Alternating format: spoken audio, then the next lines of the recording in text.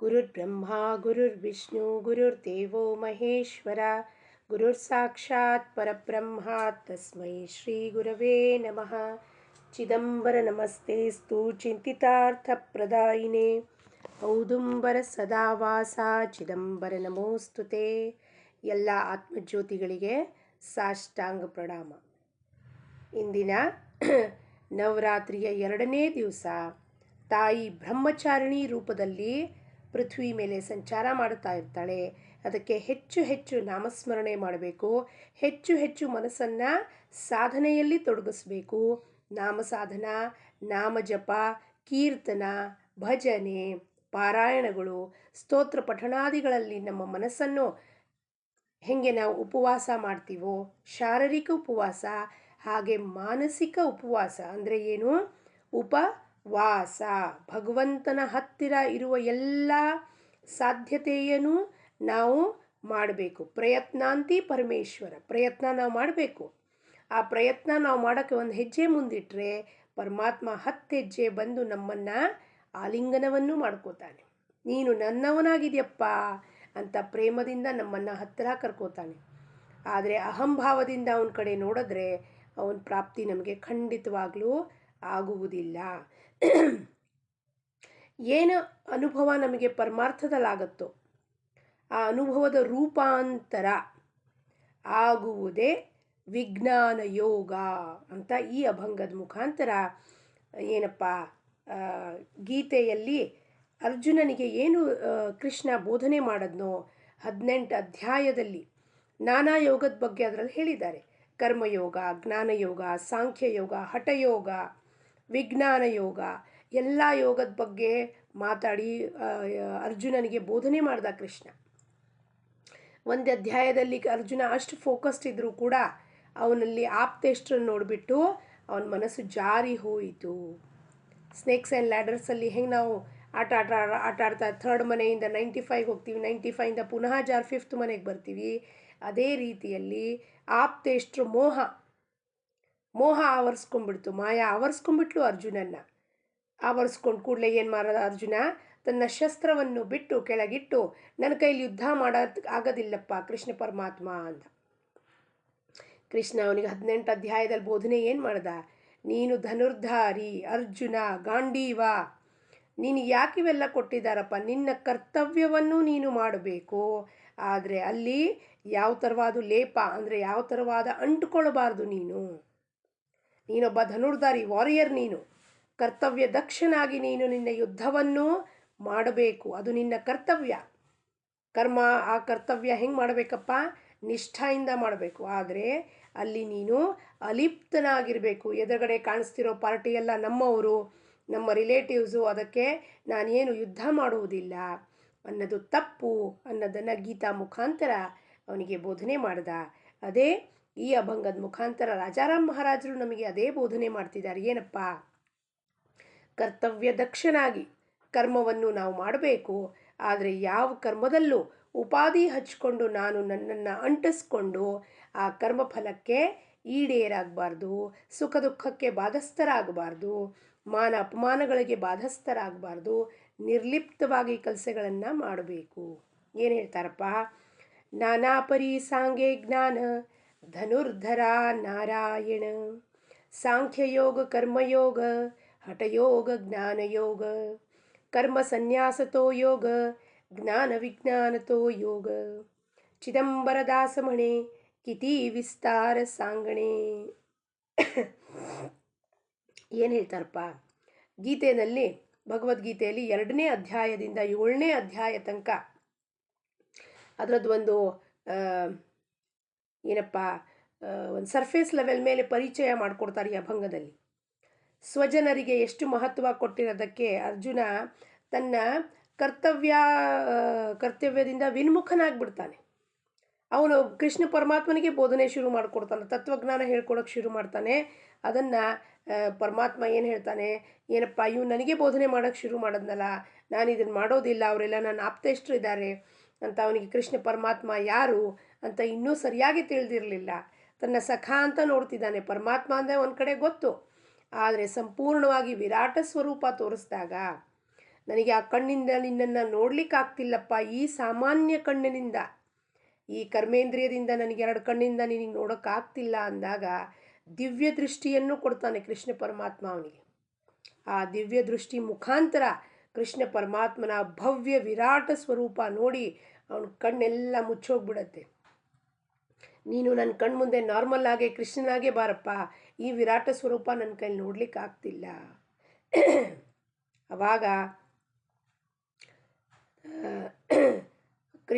ಅರ್ಜುನ ಎಲ್ಲ ತನ್ನ ಕರ್ತವ್ಯವನ್ನು ಹೆಂಗೆ ಮಾಡಬೇಕು, ಅದಕ್ಕೆ ನಾರಾಯಣ ರೂಪನಾದ ಹರಿ ಏನು ಮಾಡ್ತಾನೆ, ಅವನಿಗೆ ಸಾಂಖ್ಯಯೋಗ, ಕರ್ಮಯೋಗ, ಹಠಯೋಗ, ಜ್ಞಾನಯೋಗ, ವಿವಿಧವಾದ ಸಾಧನೆ, ಇವೆಲ್ಲ ಏನಿದೆಯೋ ಗೀತೆಯಲ್ಲಿ ಅಧ್ಯಾಯಗಳು ಏನಿದೆಯೋ ಇವೆಲ್ಲ ಸಾಧನೆ. ನಮಗೆ ಸಾಧನೆ ಅಂದರೆ ಟೂಲ್ಸ್, ಇನ್ಸ್ಟ್ರೂಮೆಂಟು. ಇದನ್ನು ನಾವು ಓದಿ, ಇದನ್ನು ಗ್ರಹಿಸಿ, ಶ್ರವಣ, ಚಿಂತನ, ಮನನ, ನಿಧಿಧ್ಯಾಸವನ್ನು ಮಾಡಿ ನಮ್ಮ ಜೀವನದಲ್ಲಿ ಅಳವಡಿಸ್ಕೋಬೇಕು. ಈ ಸಾಧನೆನ, ಟೂಲ್ಸ್ನ ಉಪಯೋಗಿಸ್ತೀವಿ ನಾವು. ನಮ್ಮದು ಒಂದು ಮಿಕ್ಸರ್ ಕೆಟ್ಟು ಹೋಗಿದ್ರೆ ಸ್ಕ್ರೂ ಡ್ರೈವರನ್ನು ಉಪಯೋಗಿಸಿ ಮಿಕ್ಸರ್ನ ಸರಿ ಮಾಡ್ತೀವಿ. ಸ್ಕ್ರೂ ಡ್ರೈವರ್ ಏನಿದೆ ಅಲ್ಲಿ ಸಾಧನೆ, ಟೂಲ್ ಅದು. ಅದರಿಂದ ಮಿಕ್ಸರ್ ಸರಿಪಡಿಸ್ಲಾಗಕ್ಕೆ ಉಪಯೋಗ ಬರುತ್ತೆ. ಅದೇ ರೀತಿಯಲ್ಲಿ ಈ ಹಠಯೋಗ, ಸಾಂಖ್ಯಯೋಗ, ರಾಜಯೋಗ, ಕರ್ಮಯೋಗ, ಜ್ಞಾನಯೋಗ ಇದೆಲ್ಲ ಸಾಧನೆಗಳನ್ನು ಹೇಳಿ ಕರ್ಮ ಸನ್ಯಾಸದ ಮೇಲೆ ಇದು ಹೇಳ್ದ. ಕರ್ಮ ಸನ್ಯಾಸವನ್ನು ಒಪ್ಕೋ ನೀನು. ಏನಪ್ಪ, ಪ್ರತಿಯೊಬ್ಬ ಮನುಷ್ಯ 24 ಗಂಟೆಗಳ ಕಾಲದಲ್ಲಿ ಕರ್ಮ ಮಾಡದಲೇ ಇರಲಿಕ್ಕೆ ಸಾಧ್ಯತೆಯೇ ಇಲ್ಲ. ಅವನಿಗೆ ಕಾಯ ವಾಚ ಮನಸ ಕರ್ಮ ಮಾಡ್ತಿರ್ತಾನೆ. ಈ ದೇಹದಿಂದ ಕರ್ಮ ಮಾಡ್ತಿರ್ತಾನೆ, ವಾಚಾಯಿಂದ ಬಾಯಿಂದ ನಾವೇನು ಮಾತಾಡ್ತೀವೋ ಅದು ಕರ್ಮನೇ. ಯಾಕೆಂದರೆ ಪ್ರತಿಯೊಂದು ಮಾತು ನಾವೇನು ಮಾಡ್ತೀವೋ ಅದು ಒಂದು ಕರ್ಮ ಆಗೋಗುತ್ತೆ, ಆ್ಯಕ್ಷನ್ ಆಗೋಗುತ್ತೆ. ಹೇಳ್ರಿ, ಅಕ್ಕಿ ತೊಂಬರ್ರಿ, ಕಸ ಹೊಡೀರಿ, ನಾವೇನು ಮಾತಾಡ್ತಿದ್ದೀವೋ ಅದು ಒಂದು ಕರ್ಮನೇ. ಮಾನಸಿಕವಾಗಂತೂ 24 ಗಂಟೆಗಳ ಕಾಲ ಕರ್ಮ ಮಾಡ್ತಾನೆ ಇರ್ತೀವಿ. ಮಾನಸಿಕವಾಗಿ ಏನೇನು ವಿಚಾರ ನಮಗೆ ಬರುತ್ತೋ ಅದೆಲ್ಲವೂ ಒಂದೊಂದು ಕರ್ಮ ಆಗಿರುತ್ತದೆ. ನಾನು ಹಿಂಗೆ ಮಾಡಿಬಿಡ್ತೀನಿ ಅವರಿಗೆ, ನಾ ಹಂಗೆ ಹೇಳಿಬಿಡ್ತೀನಿ. ಎಲ್ಲಾಗ್ತಿದೆ ಕರ್ಮ? ಕರ್ಮ ಮನಸ್ಸೊಳಗೆ ಆಗ್ತಿದೆ ಮೊದಲು. ಬಾಹ್ಯವಾಗಿ ದೇಹ ಕ್ರಿಯೆ ಮಾಡೋದು ಅದು ಇನ್ನೊಂದು ಕರ್ಮ. ಆದರೆ ಫಸ್ಟು ಕರ್ಮ ಎಲ್ಲಾಗತ್ತೆ? ಆ್ಯಕ್ಷನ್ ಮನಸ್ಸೊಳಗೆ. ಇವತ್ತು ಅವ್ರು ನನಗೆ ಹಿಂಗೆ ಹೇಳಿಬಿಟ್ರು, ನಾನು ಅವ್ರಿಗೆ ನಾಳೆ ಸಿಕ್ಕದ ಕೂಡಲೇ ನಾನು ಅವ್ರಿಗೆ ಹಿಂಗೆ ಅಂದುಬಿಡ್ತೀನಿ.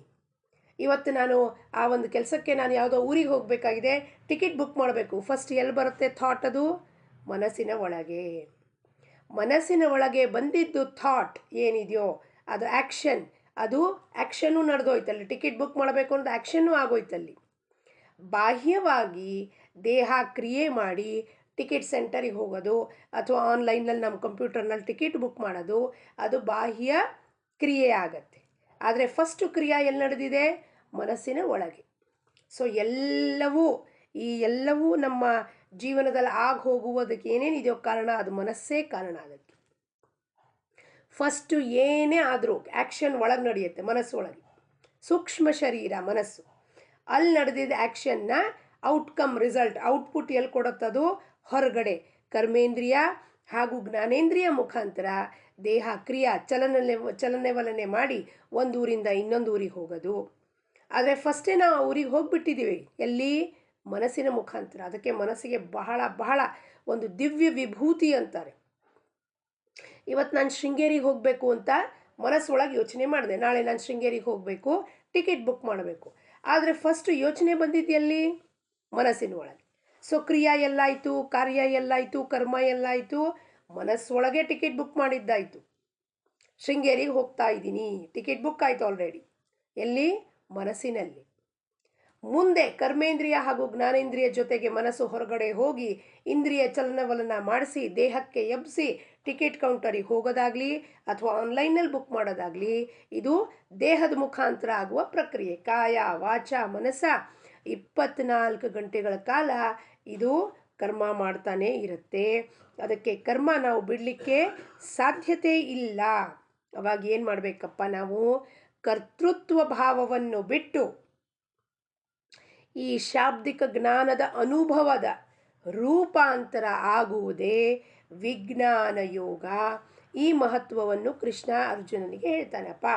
ನಾನೇನು ನಿನಗೆ ಹೇಳ್ತಾ ಇದ್ದೀನೋ, ಈ ಶಬ್ದದ ಜ್ಞಾನ ಏನು ಹೇಳಿದ್ನೋ ನಿನಗೀಗ, ಇದನ್ನು ನೀನು ಅನುಭವದಲ್ಲಿ ರೂಪಾಂತರದಲ್ಲಿ ತಗೊಂಬ. ಎದುರುಗಡೆ ನಿಂತಿರೋರು ಯಾರು ನಿನ್ನವರು ಅಲ್ಲ, ನಿನ್ನ ಆಪ್ತರೆಷ್ಟು ಅಂತ ನಿನಗೆ ಭ್ರಮೆ ಉಂಟಾಗಿದೆ.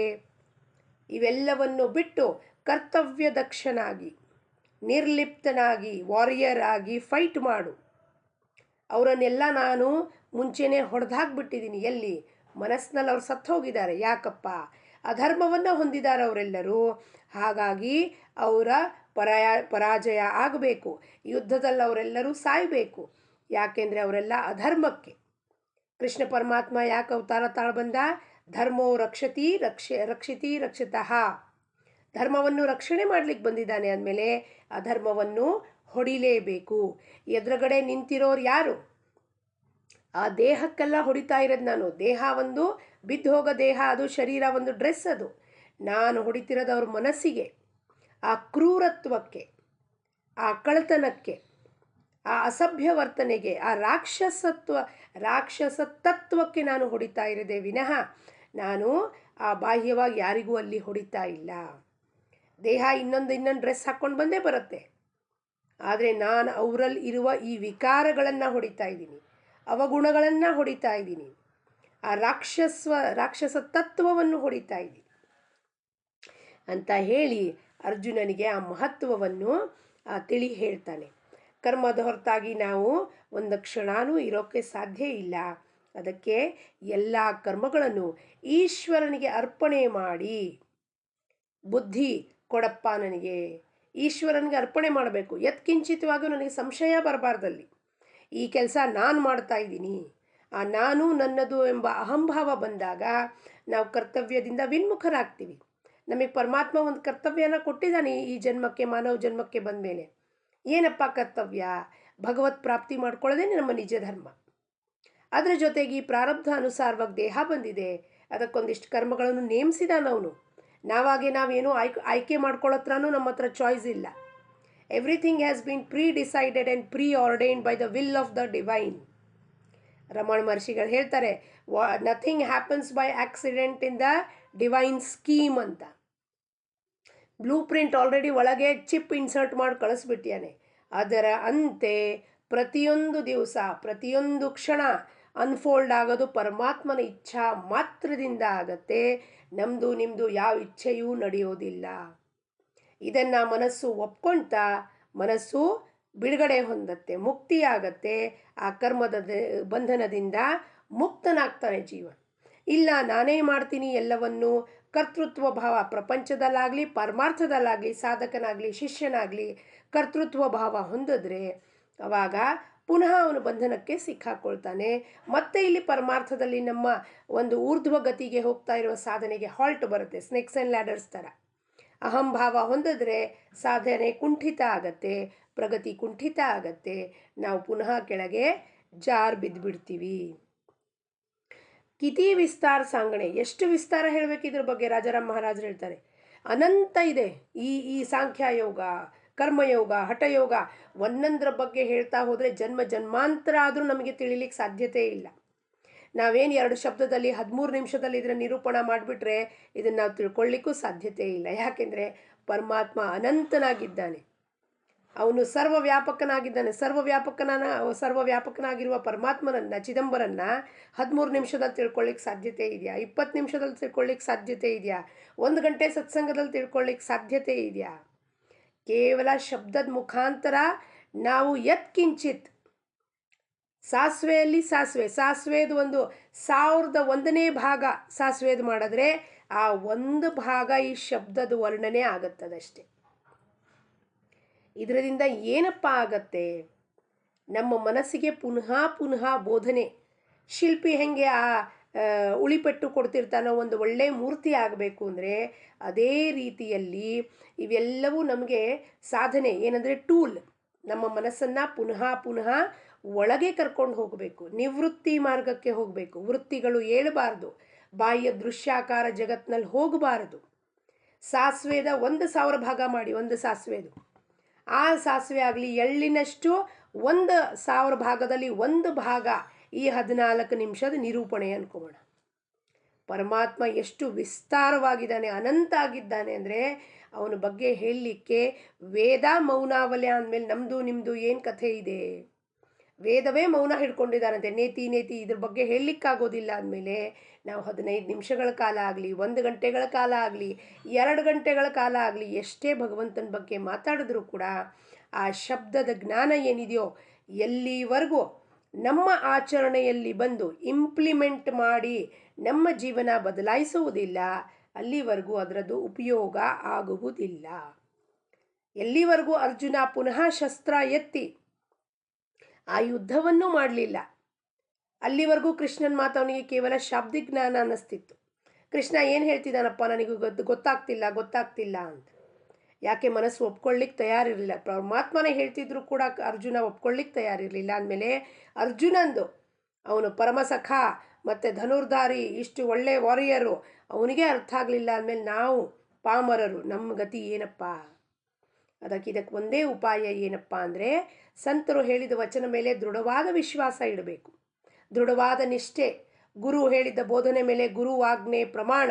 ಒಮ್ಮೆ ಅವನು ಹೇಳಿದ ಈ ಮಾತನ್ನು ಅಂದಮೇಲೆ ತಿಳ್ಕೊಂಡು ಅದು ಕರ್ಮ ಮಾಡುವಾಗ ನಿರ್ಲಿಪ್ತರಾಗಿ, ಕರ್ತವ್ಯ ದಕ್ಷರಾಗಿ ನಿರ್ಲಿಪ್ತರಾಗಿ ಆ ಕರ್ಮವನ್ನು ಮಾಡಿ ಕರ್ತೃತ್ವ ಭಾವವನ್ನು ಸಂಪೂರ್ಣವಾಗಿ ಆ ಪರಮಾತ್ಮನ ಪಾದಕ್ಕೆ ಸಮರ್ಪಣೆ ಮಾಡಿ ಯಾವುದೇ ಕೆಲಸ ಮಾಡಿದ್ರು ಕೃಷ್ಣ ಅರ್ಪಣಮಸ್ತು, ಚಿದಂಬರ ಅರ್ಪಣಮಸ್ತು ಅಂತ ಹೇಳ್ಕೋತಾ ನಾವು ಕೆಲಸ ಮಾಡಿದ್ರೆ ಆ ಮನಸ್ಸು ನಿವೃತ್ತಿ ಮಾರ್ಗದ ಕಡೆಗೆ ತಿರುಗುತ್ತದೆ.